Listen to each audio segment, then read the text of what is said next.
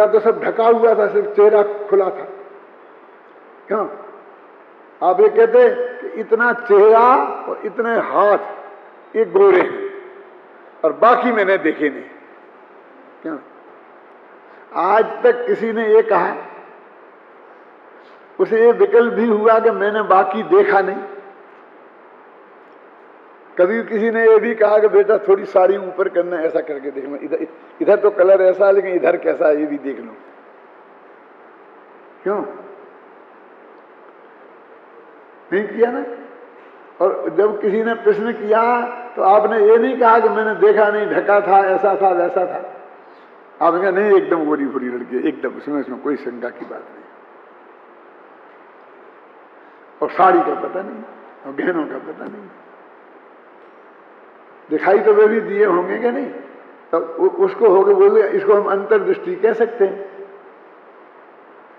कि वहां भी आपने अंतर्दृष्टि का प्रयोग किया ना, कि साड़ी माड़ी का क्या है, तो बदल जाएगी।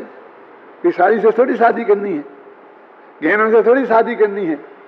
क्यों? ये तो हम चाहे जितने बदल देंगे। इसमें क्या है, इसका क्या देखना?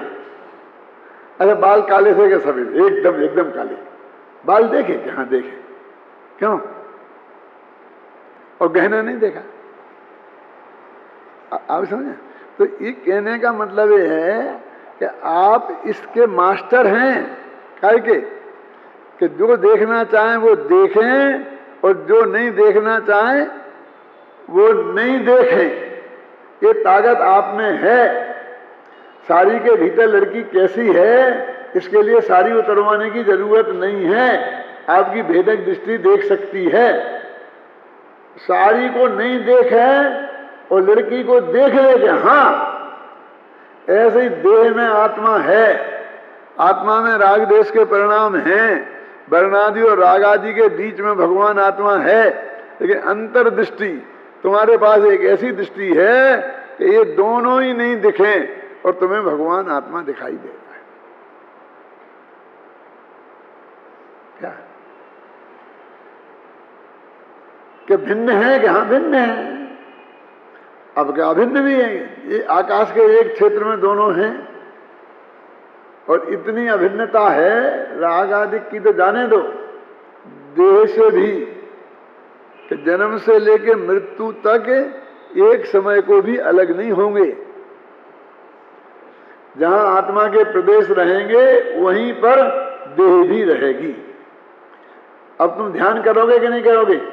देह में रहते हुए और देह से भिन्न आत्मा का ध्यान करोगे ना, कर लोगे ना, कर सकते हैं ना, तभी तो उपदेश दिया है कि करो। है? अभी देखो ना हमने उल्टा करके कि देह में वहां आत्मा के प्रदेश भी है ना, और हमने आत्मा को दृष्टि नहीं दी और देह पर दृष्टि दी, तो देह दिखती है और आत्मा नहीं दिखती है। अब उसी लड़की के उदाहरण को थोड़ा और बढ़ाएं कि तुमने साड़ी तो नहीं देखी, ठीक है, गहने तो नहीं देखे, लेकिन उसका नेचर कैसा है बोला है? 2 मिनट में क्या देखा जा सकता है? वो तो कहते आदमी जाने बसे और सोना जाने कसे। 10-20 दिन साथ में रहें, उठें बैठें देखें तो वो नेचर देखने में आए। क्यों? एक लिमिटेड समय तो बिल्कुल आर्टिफिशियल बना के रखता है ना कि वो झगड़ालू है, तो आकर के हम उसे देखने गए थे तो हमसे आके झगड़ती बा कैसे देखते हो झगड़ा है? तो झगड़ालू से झगड़ालू आदमी बहुत सौम्य और शांत बन के ही आएगा ना। और महीने भर तक रहें और उसे पता रहे कि ये मुझे देखने आए हैं, इनकी निगाह 24 घंटा मेरे को देखने में है, तो महीने भर तक भी वो आर्टिफिशियल रह सकती है कि नहीं रह सकती है? वो ओरिजिनलिटी पे नहीं आएगी। क्यों? और जब उस आपका समय कुछ लेना देना नहीं है आपको उससे, और उससे आपको, तो वो ओरिजिनलिटी पे आएगी, तब आपको पता चलेगा।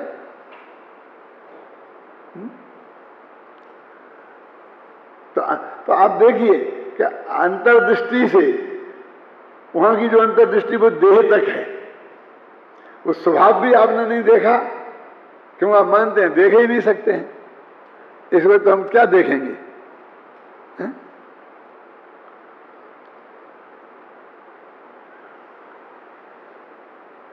कि उसने चाय बना के लाई थी और वो चाय आपने पी और बिल्कुल फीकी थी,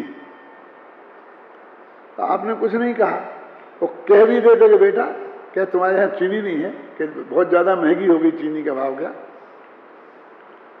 है? थोड़ी चीनी ज्यादा नहीं डाल सकती थी? यदि ऐसा कह भी देते तो वो बेचारी कोई जवाब देती कि नीची गर्दन करके रह जाती कि मैं ले आती हूं, हमारे यहाँ कम पीते हैं लोग इसलिए मैंने कम डाली है, आप ऊपर से डाल दीजिए, यही तो कहेगी कि नहीं? लेकिन जब वही घर में आ जाएगी और जब तुम्हें बना के देगी और कोई और होगा नहीं और तुम दोनों पति पत्नी होगे और तब तुम कहोगे कि चीनी कम, कल से अपने हाथ से बना लिया करें। क्यों? कि हमने तो वहां भी कहा था कि चाय ठीक नहीं है, चीनी कम है, तब तो तूने ऐसा कुछ नहीं कहा। क्यों? कि ठीक है चाय आप बना के पी लिया करना कर रहे हैं। उसने तो नहीं कहा ना। और आज क्यों कह रहे कि आज वो ओरिजिनल है और उस दिन वो ओरिजिनल नहीं थी, उस दिन वो नाटक की स्टेज पे अभिनय कर रही थी। क्यों है? और अब ओरिजिनलिटी पे आ गई है, समझ गए ना? तो ये कैसे देख सकते हो आप? तो मेरे कहने का मतलब आपकी दृष्टि भेदक है, जिसको देखना चाहती है उसको देख सकती है और उसी समय वहीं दूसरी अनेक चीजें हों, फिर भी आप नहीं देखना चाहें तो नहीं देखें, ऐसा हो सकता है कि सब ये सामने है, ज्ञान है तो ज्ञान में तो आएगा, आंख से तो दिखाई देगा ही, आवाजें आएंगी तो कान से तो सुनाई देगी। हाँ, कान में आवाजें पड़ेंगी ये सही है, आंख में उसका प्रतिबिंब पड़ेगा ये भी सही है, यानी मैं से बोलता हूं अवग्रह तक होगा ये सही है, लेकिन आगे का स्टेप क्या है? ईहा की परिभाषा क्या है? पढ़ाई तो होगी तुम्हें। अवग्रह के जाने हुए पदार्थ में विशेष जानने का प्रयत्न, उसका नाम है ईहा। जो अवग्रह से जानने में आया ना, दर्शन को मन सामान्य अवलोकन हो गया, फिर अवग्रह हो गया। अब तुम्हें उसके बारे में विशेष जानने की जिज्ञासा हो और तुम प्रयत्न करो तो आगे का ईहा आवाज धारणा ही होंगी, अन्यथा नहीं होंगी। तो आपने उस दिशा में प्रयत्न नहीं किया, समझे ना? आत्मा को जानना आपकी दृष्टि थी, इसलिए वो अवग्रह होकर रह गया। अवग्रह होता है अकेला तो वो स्मृति में नहीं रहता है, तो बाद में आप कह सकते हैं कि मुझे कुछ पता नहीं, मैंने नहीं देखा साहब। होते कि नहीं होते? और लोक में भी आप ऐसा ही प्रयोग करते हैं कि साहब हमने, वैसे तो हमारे पड़ोस में ही रहती है, रोजाना ही देखते हैं लड़की को, लेकिन अब इस दृष्टि से नहीं देखा, क्या कि वो आपके घर लायक है कि नहीं है। हमने ये अब देखेंगे, सोच के फिर बताएंगे। क्यों? तो जो आपकी दृष्टि में देखना आप जानते हैं ना, और ये भी जानते हैं किस दृष्टि से देखा, किस दृष्टि से नहीं देखा। तो हर एक को इस दृष्टि से क्यों नहीं देख लेते? आप देख ले एक दफे, कि हम कोई फालतू हैं कि सारी दुनिया को इस दृष्टि से देख लें। जो लड़की देखें वो घर में निभेगी कि नहीं निभेगी, सास से तो नहीं लड़ेगी, नहीं लड़ेगी, हम सारे झगड़ा हम कहाँ निपटाएं, हम कहाँ देखते फिरें, हमें क्या लेना देना है? क्यों?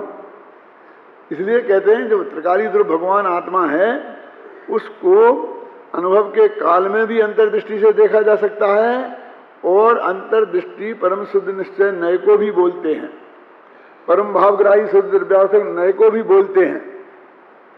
तो विकल्पात्मक काल में भी उस दृष्टि से देखा जा सकता है। वो जो अनुभव के काल में, तो जो आपने विकल्प के काल में देखा उसको का रिकॉग्नाइजेशन होता है। ये रिकॉग्नाइजेशन को हिंदी में क्या बोलेंगे? है कोई अच्छा शब्द? क्या? मान्यता प्रदान, ऐसा शब्द करेंगे? ये तो मजा नहीं आया। हम कहेंगे कि रिकॉग्नाइज किया, आपने रिकॉग्नाइज किया। रिकॉग्नाइज किया का मतलब क्या? सही शब्द क्या होना चाहिए?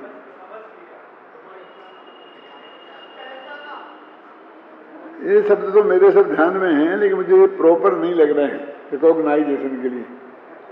ऐसा लगता है हम परीक्षा ले रहे हैं किसी की, इसको हम प्रमाणित किया जाता है कि जी शुद्ध सात्विक आचरण है इनका।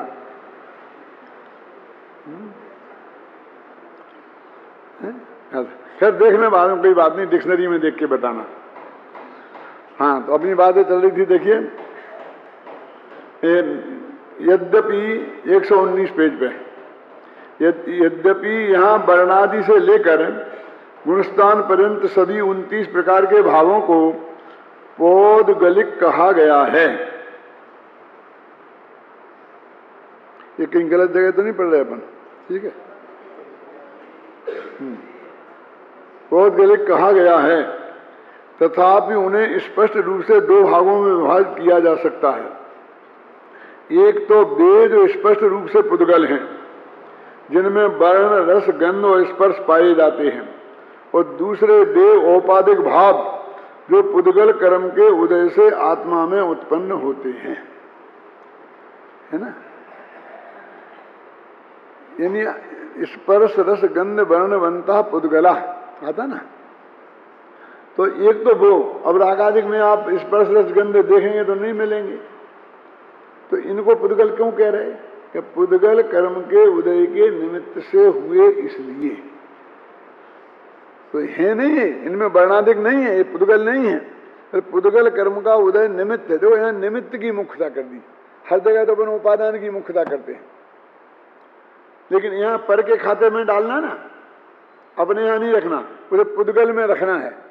पुद्गल में रखना है तो अपन ने कह दिया, उस निमित्त की मुख्यता से उसे पुद्गल का कह दिया।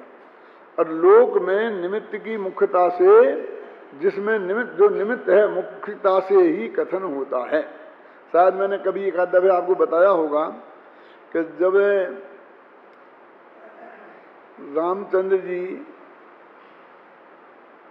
कौशल्या के पास गए कि माँ मुझे पिताजी ने वनवास दिया है, इसलिए मैं वन में जा रहा हूं और तुम यहीं शांति से रहना।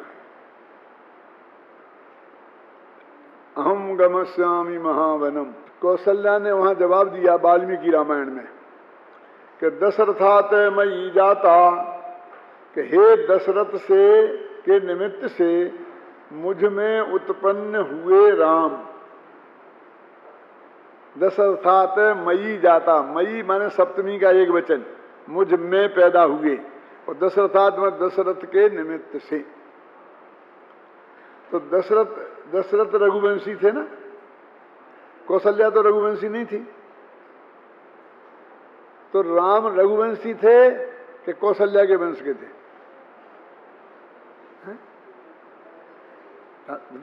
तो वो कहते हैं कि जो निमित्त की मुख्यता से ही आदमी का वंश का नाम पड़ता है।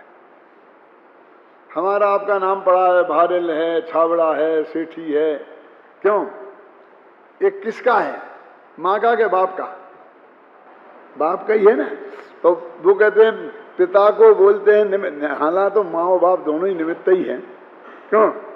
लेकिन फिर भी वो माँ के पेट में 9 महीना रहता है ना, है? इसलिए कि दशरथात मयि जाता, तो लोक में निमित्त की अपेक्षा से ज्यादा कथन होता है। और कई उदाहरण दे सकते हैं। चांदी की थाली, तो चांदी तो उपादान है, कहीं इस पर नहीं होता कि ये थाली चांदी की, ऐसा नहीं लिखा जाता, लेकिन जिस व्यक्ति की है उसका नाम लिखा जाता है, लिखा जाता ना। तो निमित्त की मुख्यता से कथन होता है। तो यहाँ आचार्य देव ने अपने प्रयोजन की सिद्धि से उनको निमित्त की मुख्यता से पुद्गल कह दिया। यानी ये बताना इसलिए जरूरी है कि यदि ये बात नहीं बताई जाएगी तो आप उसमें रूप रसगंध स्पर्श खोजने लग जाएं, क्योंकि आपने पुद्गल की जो परिभाषा पढ़ी थी ना, स्पर्श रस वर्ण बनता पुद्गला, तो वैसे पुद्गल नहीं है, दो अलग अलग हैं। 37वें कलश में उन 29 प्रकार के पौद्गलिक भावों को वर्णादि और रागादि कहकर इस प्रकार 2 भागों में विभाजित किया गया है। वर्णादि से लेकर गुणस्थान पर्यंत जो 29 प्रकार के भाव कहे हैं वे जीव नहीं हैं, ऐसा आप बार बार कह रहे हैं, परंतु सिद्धांत ग्रंथों में तो इन्हें जीव का बताया गया है। तत्वार सूत्र के दूसरे अध्याय के पहले सूत्र में औदयक भावों को जीव का स्वतत्व कहा है। शिष्य की इस उलझन को मिटाने के लिए आगामी गाथाओं में यह स्पष्ट कर रहे हैं कि उन्हें व्यवहार से जीव कहा है, पर वे निश्चय से जीव के नहीं हैं, क्योंकि उनमें जीव का असाधारण लक्षण उपयोग नहीं पाया जाता। गाथाओं का पद्यानुवाद इस प्रकार है। तो देखो, सिद्धांत ग्रंथों में ये मूल में लिखा है, ननु वर्णादयो यद्यमि न संति जीवस्य तदा तत्रांतरे कथम संतीति प्रज्ञापनते इति चेत।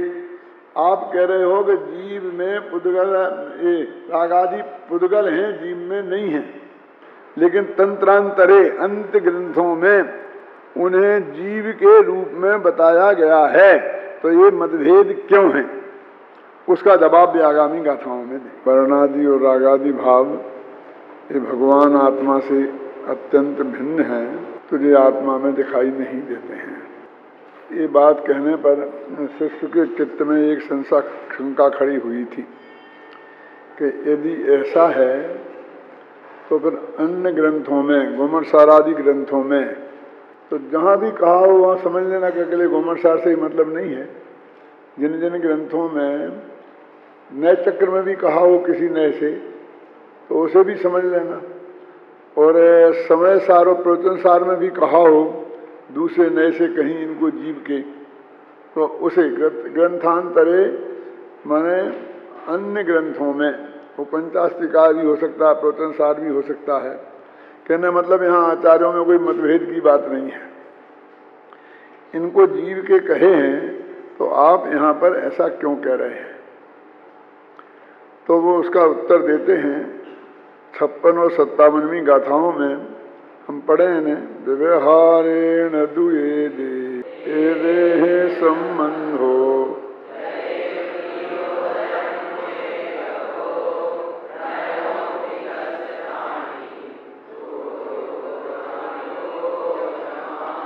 न होदि तस्य ताणिदु। उन्होंने कहा अन्य ग्रंथों में जो इन्हें जीव के कहा गया है वो सब व्यवहार नय का कथन है। कल अपन ने इसमें चर्चा की थी कि वो व्यवहार नय का कैसे है। ये तो अशुद्ध निश्चय नय से इनको जीव का कहा है ना, अशुद्ध निश्चय नय है ना। तो ये प्रश्न खड़ा होता है चित्त में। इसका जवाब जयसेनाचार्य ने अपनी टीका में दिया है। ये समझता अनुशीलन है आपके पास, यदि आप रखा करे, नहीं हो तो वहाँ बाहर पर रखे हुए हैं बहुत से पुराने। देखो इसका पेज नंबर निकालो 434 है ना। आत्मार्थी मोक्षु भाइयों के इस असमंजस को आचार्य जयसेन ने गहराई से अनुभव किया था। यही कारण है कि वे इन गाथाओं की तात्पर्य वृत्ति नामक टीका में स्वयं इस प्रकार की शंका उपस्थित कर उसका समाधान करते हैं, जो इस प्रकार है। ननु वर्णादयो बहिरंगा तत्र व्यवहारेण क्षीर नीरवत संश्लेष संबंधो होतु न च अभ्यंतराणाम रागादीनाम तत्र अशुद्ध निश्चय नयेन भवितव्यम इति। वर्णादि तो बहिरंग हैं, अतः उनके साथ आत्मा का दूध और पानी की तरह संश्लेष संबंध हो तो भले ही हो, किंतु जो अंतरंग हैं ऐसे रागादि के साथ तो आत्मा का संश्लेष संबंध नहीं है, क्षणिक तादात्म्य है। अतः यहाँ तो अशुद्ध निश्चय नय कहना चाहिए, व्यवहार नय क्यों कहा जा रहा है? ये प्रश्न नए चक्र पढ़ने वालों को भी उठना चाहिए और सबको ही उठना चाहिए वास्तव में, जो थोड़ा भी समझते हैं। जिनने समय सार को कई दफे पढ़ लिया और फिर भी उनके चित्त में ये प्रश्न खड़ा नहीं होता है, तो समझ लेना उनने कुछ पढ़ा नहीं है। क्योंकि इनको ये प्रश्न तो खड़ा होना चाहिए कि रागादि को यहाँ व्यवहार से कह रहे हैं, जबकि अन्यत्र उन्हें अशुद्ध निश्चय नय से कहा है। उत्तर दिया देखो, नैवम द्रव्य कर्म बंधापेक्षया यो वसु असुद्भूत व्यवहार नया व्यवहारस्तदपेक्षया तारतम्य ज्ञापनार्थम रागादीनाम अशुद्ध निश्चयो भण्यते। वस्तुतस्तु शुद्ध निश्चय नयापेक्षया पुनः अशुद्ध निश्चय नयोपि व्यवहार एव इति भावार्था।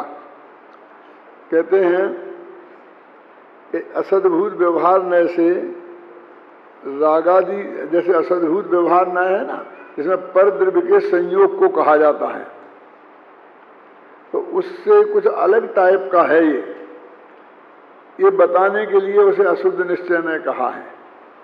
वो कहते हैं उससे भिन्नता बताने के लिए अशुद्ध निश्चय ने कहा है। लेकिन यदि परम शुद्ध निश्चय नय की अपेक्षा विचार करें अथवा शुद्ध निश्चय नय की अपेक्षा विचार करें तो ये रागादि भाव व्यवहार ही हैं। जिन्होंने नय चक्र पढ़ा है वे बहुत आसानी से इस बात को समझ सकते हैं कि जो 4 प्रकार के निश्चय हैं और 4 प्रकार के व्यवहार, तो 4 प्रकार के व्यवहार तो व्यवहार हैं ही, लेकिन 3 प्रकार के निश्चयों को भी परम शुद्ध निश्चय नय की अपेक्षा व्यवहार कहते हैं। ऐसी कथन पद्धति जिनागम में है। तो वो उन्होंने यहाँ पर उदाहरण देकर के उस बात का समाधान किया। ऐसा ही एक प्रकरण नियम सार में भी आता है, और नियम सार में वो प्रकरण ऐसा है, व्यवहार चारित्र अधिकार है ना, व्यवहार चारित्राधिकार, उसकी आरंभ की गाथाओं में ही है। वो ये कहते हैं कि सम्यक दर्शन का निमित्त भगवान की दिव्य धुनी से समागत जो द्रव्य श्रुत रूप तत्व ज्ञान है वो निमित्त है। माने इसका भगवान की दिव्य ध्वनि निमित्त है, माने इसका मतलब उपचार भगवान भी निमित्त हो गए और शास्त्र भी निमित्त हो गए और गुरु भी निमित्त हो गए। माने देव शास्त्र गुरु तीनों निमित्त हैं। और वहाँ तो मुख्य रूप से जिनेंद्र भगवान के मुख कमल से निकली हुई जो वाणी है उस तत्संबंधी तत्व ज्ञान को ही कहा है निमित्त। फिर आगे लिखा है कि उस तत्व ज्ञान को जानने वाले ज्ञानियों को उपचार से अंतरंग निमित्त, अंतरंग हेतु माने निमित्त कहते हैं। यानी जिनवाणी में और ज्ञानी धर्मात्माओं में माने गुरु में उन्होंने ये भेद डाला है कि गुरु को अंतरंग निमित्त कहा है और जिनवाणी को बहिरंग निमित्त कहा है। जबकि अन्य जगह सब शास्त्रों में देवशास्त्र गुरु तीनों निमित्त ही हैं, उनमें अंतरंग निमित्त कोई नहीं है। क्योंकि अंतरंग निमित्त तो दर्शन मोहिनी के 6 उपसम उपसम को कहा। सम्मा दर्शन के निमित्तों की जहाँ चर्चा है तो उसके अंतरंग निमित्त बताया है इनका 6 उपसम उपसम, जो भी जहाँ हो वैसा लगा लेना। और बहिरंग निमित्त बताया है देवशास्त्र गुरु के उपदेश को। तो यहाँ उसमें ही उनने 2 भेद कर दिए, अंतरंग और बहिरंग। माने शास्त्र को कहा बहिरंग निमित्त और गुरु को कहा अंतरंग निमित्त। और देव की तो चर्चा ही नहीं की। देव का तो उनकी अनुसार वाणी लिखी गई वो शास्त्र है। वो तो ठीक इसलिए है कभी देव मौजूद ही नहीं है, और उनकी वाणी भी हमको चाहे समोसर में जाके उनके साक्षात सुने और चाहे लिख करके पढ़ें, वो उसको ही देव मानते हैं। वही देव उसी रूप में ही निमित्त हुआ। अब हमारे सामने 2 चीजें उपस्थित हो सकती हैं आज के काल में कि एक तो ज्ञानी धर्मात्मा गुरु जो आत्मानुभवी हो, और दूसरा ये शास्त्र जो भगवान की दिव्य धुनी के अनुसार लिखे गए हैं। 2 निमित्त हो गए। तो इसमें मर्म की बात ये समझने की है कि अपने मुमुक्षुओं में एक बात चल रही है कि नहीं, शास्त्र निमित्त नहीं होता है तो गुरु ही निमित्त होगा। और उसके लिए ये कहा जाता है कि देखो, दौले समझ सुन चेत सयाने, उनने सुनने की बात लिखी है, पढ़ने की बात नहीं लिखी। समझ, सुन सुन लिखा ना, उसका रहस्य तो ज्ञानियों के हृदय में होता है। ख्याल में है ना, ऐसा भी कहा जाता है। यानी शास्त्र के अध्ययन से सम्यक दर्शन नहीं होगा। शास्त्रों के अध्ययन से आप निर्णय करके और देशनालब्धि का काम चलाना चाहें तो नहीं होगा, ऐसा कुछ लोग अपने यहाँ प्रतिपादन करने लगे हैं। लेकिन ये जो इसमें कथन है उसके हिसाब से वो बात सत्य नहीं है। यहाँ तो मुख्य रूप से उस वाणी को ही निमित्त कहा है, ख्याल में है ना, क्योंकि साक्षात देव अरहंत देव का संबंध तो उससे है। उसने लिखा उनके मुख से निकली हुई वो वाणी, हालांकि वाणी तो सर्वांग खिरती है, लेकिन मुख शब्द का प्रयोग है तो मुख में समझ लेना। वो वाणी को उन्होंने मूल रूप से कहा, क्योंकि उसके साथ सर्वज्ञ सीधे जुड़ते हैं। और जो हमारे ज्ञानी धर्मात्मा हैं वो तो इस शास्त्रों के माध्यम से ज्ञानी बने हैं, उन्हें भी यह सर्वज्ञ की सीधी वाणी कहाँ उपलब्ध है। देखो एक बहुत मार्मिक बात समझना कि इस पंचम काल में कोई जीव सम्यक दर्शन लेके तो यहाँ पैदा होता नहीं है, और 8 वर्ष की उम्र के पहले किसी को सम्यक दर्शन होता नहीं है, और 8 वर्ष की उम्र के बाद जिसको सम्यक दर्शन हुआ है और किसी के देशनालब्धि प्राप्त की है तो उसे वो याद भी रहेगा।